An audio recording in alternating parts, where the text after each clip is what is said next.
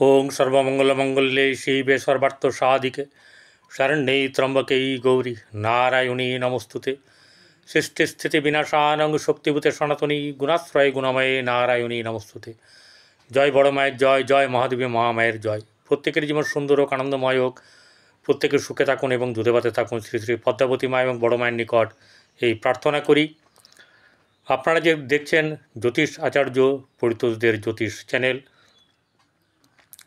এখানে যা বিচার করা হয় সেটা কোনো পার্সোনাল ছক নয়, গোচর ফল বিচার করা হয়। অর্থাৎ কোনো গ্রহ কোনো জায়গায় যদি গোচর করে বা ট্রানজিট করে বা ঘর বদলায়, সেই ক্ষেত্রে কোন কোন রাশির কী কী হতে পারে না হতে পারে এবং দৈনন্দিন রাশিফল এখানে রোজ দেওয়া হয় এই চ্যানেলে। তো আজকে যাদের নিয়ে আমি যে রাশি নিয়ে কথা বলবো সেটা হচ্ছে তুলা রাশি। তুলাদণ্ড কি বলে, দুই দিক সমান। তো ইনাদের চরিত্রটা কিন্তু এরকম যে ব্যালেন্স রেখে কথা বলার মতন এদের দক্ষতা থাকে। যদি এই রাশির যে জাতক জাতিকাদের শুক্র যদি ঠিক থাকে এবং চন্দ্র যে রাশিতে যদি যে চন্দ্র বসে থাকবে, সেই চন্দ্র যেন কোনোভাবে কারোর দ্বারা অশুভ না হয়। একমাত্র বৃহস্পতির দৃষ্টি তার সঙ্গে ভালো বা সঙ্গ থাকা ভালো, এছাড়া কিন্তু চন্দ্র কারোর সঙ্গেই ঠিক নয়। যাই হোক, এখন ঘটনা হচ্ছে যে আমাদেরকে আজকে যেটা লক্ষণীয় বিষয় হচ্ছে যে জাতকের ভাগ্য কিন্তু বর্তমান সময়ে ভালো এবং বলা চলে 6 তারিখের পর থেকে আরও ভালো যাবে। 6 তারিখের পর থেকে আরও ভালো যাবে। কিন্তু তার আগে আমি একটা জিনিস বলবো যে রাশির তো কিছু কিছু খারাপ সময় যায়, যেমন 1, 2, 7, 28, 9, 10, 11, 19, 20 এই জুন মাসের এই দিনগুলো কিন্তু খারাপ যাবে। অর্থাৎ কিছু অশুভ ব্যাপার থাকবে চন্দ্র খারাপ থাকলে যেটা হয়। এবারে যেগুলো নিয়ে আলোচনা সেটা হচ্ছে, প্রথম হচ্ছে ভাগ্যর ব্যাপারটা খুব সুন্দর এবং সবচেয়ে চমৎকার ব্যাপার, রাশিপতি রাশির দিকেই দৃষ্টি একদম সমসপ্তম, অর্থাৎ সম্মুখে দৃষ্টি দেওয়া আছে, সম্মুখ সমরে দৃষ্টি। এই রাশির অধিপতি হচ্ছে গিয়ে শুক্র। সেই শুক্র হচ্ছে ভোগবিলাসের কারক গ্রহ। এই রাশির জাতক বা জাতিকারা হচ্ছে পজিটিভ মাইন্ডের লোক। এরা নিজে খাওয়ার থেকে সঙ্গে নিয়ে কাউকে খেতে যেতে ভালোবাসে, খাদ্যপ্রেমিক, প্রেমিক এবং নানা রকম ব্যাপার, নানা শুভ কিছু কিন্তু থাকে এদের মধ্যে। এইবারে যেটা হচ্ছে গিয়ে আপনাদেরকে সব কিছু বলবো, কিন্তু চলুন তার আগে আমি একটা জিনিস বলে দেবো। সেটা হচ্ছে যে 1 জুন থেকে 30 তারিখ অবধি, 30শে জুন অবধি কেমন যাবে তা নিয়ে আলোচনার আগেই আমাদের জুন মাসের প্রথমের দিনের যে রাশিচক্র, সেই রাশিচক্র কীরকম অবস্থায় আছে, কোন কোন গ্রহ কোথায় আছে সেটা বলবো।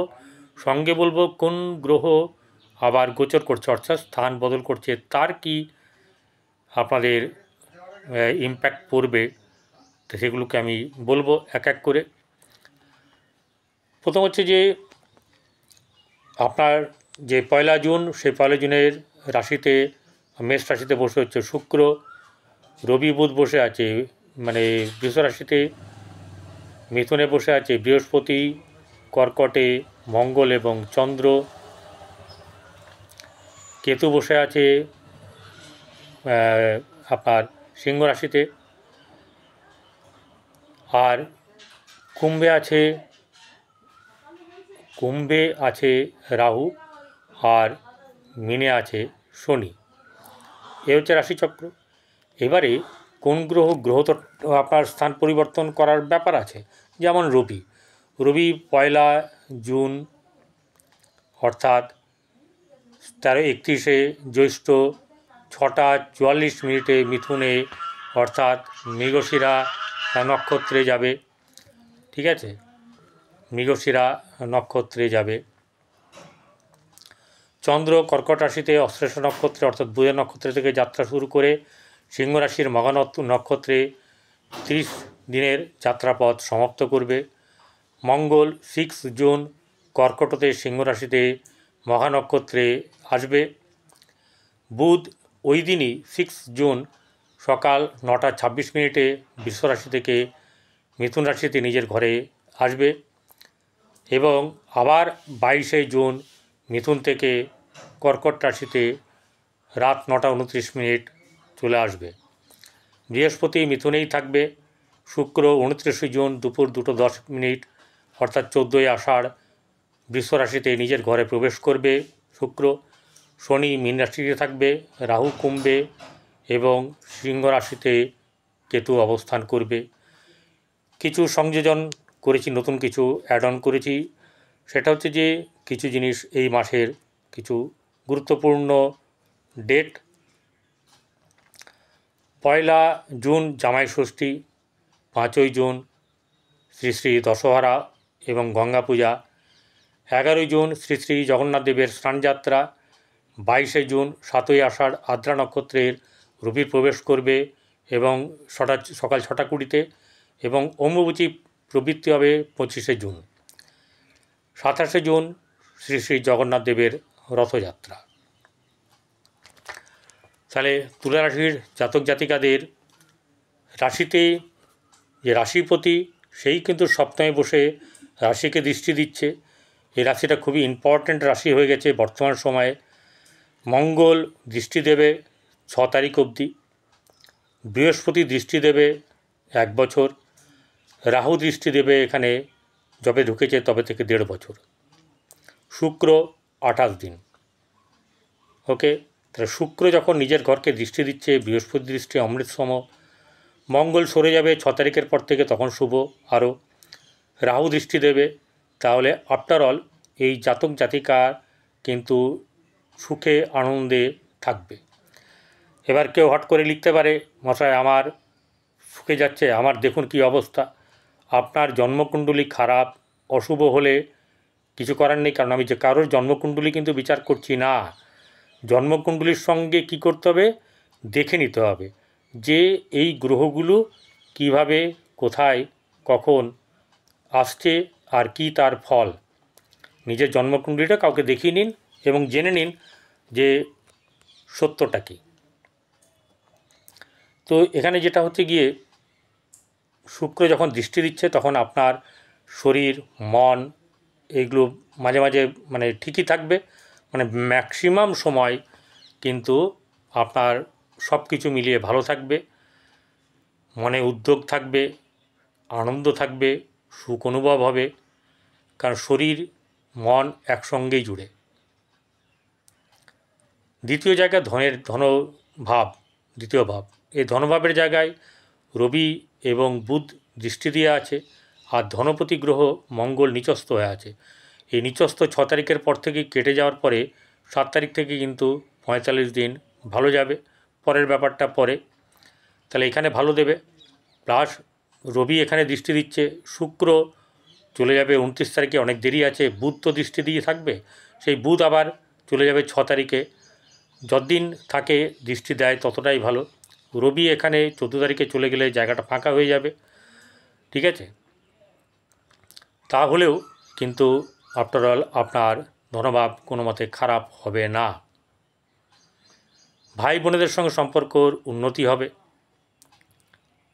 আর গতিবিধি বৃদ্ধি পাবে, ব্যবসা বাণিজ্য হোক বা কর্মের দিকে গতিবিধি বৃদ্ধি হবে এবং মানুষের সঙ্গে জানা পরিচিত অনেক ব্যাপার অনেক কিছুতে আপনার ভালো হবে। এছাড়া গৃহে চাপানোতর থাকবে 6 তারিখ অবধি, 7 তারিখ থেকে মোটামুটি সেই ব্যাপারটা কেটে যাবে, ভালো থাকবে এবং আপনার খুব ভালো না হলেও খুব খারাপ কিন্তু হওয়ার সম্ভাবনা নেই। চতুর্থ ভাব সুখের জায়গা, চতুর্থ ভাব হচ্ছে গিয়ে বন্ধু, মাতা, মন, গাড়ি বাড়ি, ভ্রমণ, এই সব জিনিসগুলোকে ইন্ডিকেট করে। স্থাবর সম্পত্তি এগুলো কিন্তু মোটামুটিভাবে ঠিক থাকবে, খুব ভালো আহামরি কিছু নেই, কিন্তু ঠিক থাকবে। এবারে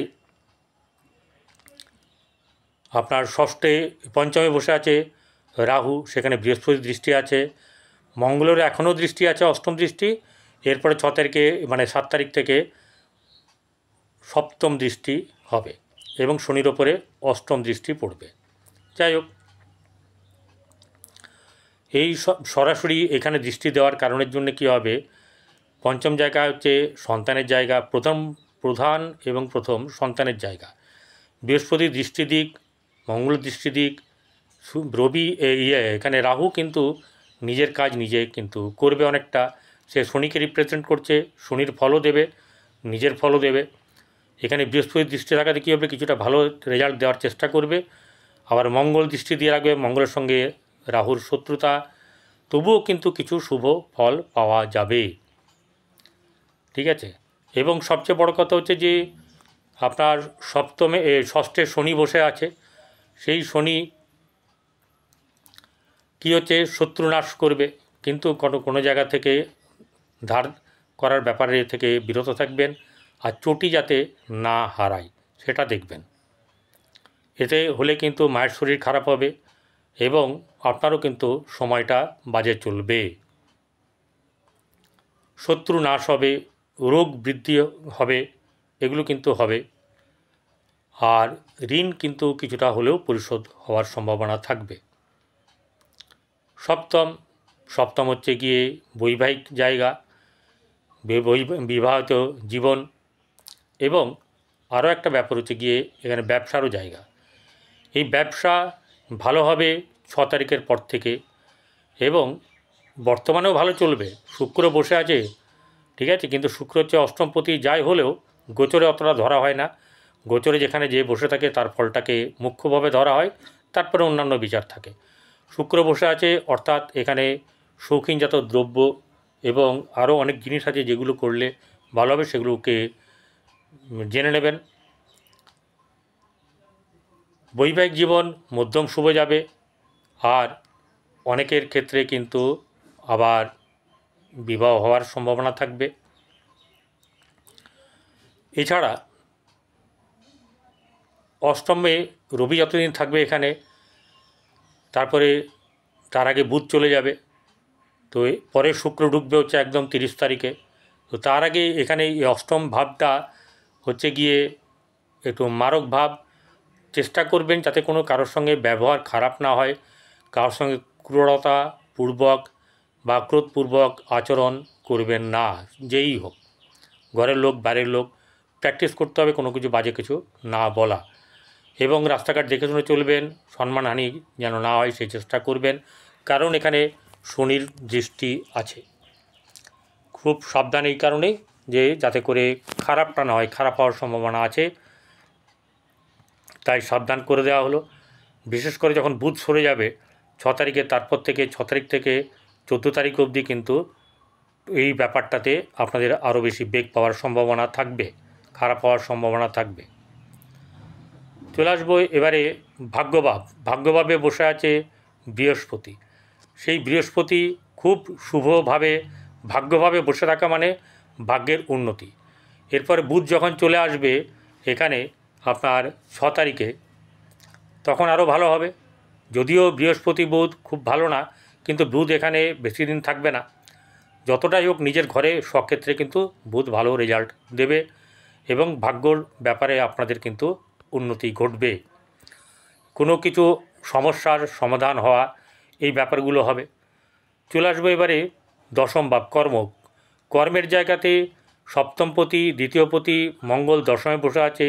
কর্মের জায়গা ভালো হলেও খুব সুবিধা কিন্তু করা যাবে না। যখন একাদশে বসবে তখন কিন্তু আপনাদের অনেকটা প্রেফারে আসবে, অনেকটা আয়ত্তে আসবে, কিছু শুভ হবেই, ঠিক আছে, কিন্তু দেখতে হবে নিজের জন্মকুণ্ডলী মিলিয়ে দেখে নিতে হবে কতটা ভালো কতটা খারাপ। এরপরে যেটা আসবে সেটা হচ্ছে গিয়ে আপনার একাদশ ভাবে আয় উন্নতি এসব ব্যাপার, কিন্তু একাদশ ভাবে এখানে খুব একটা শুভ হবে না।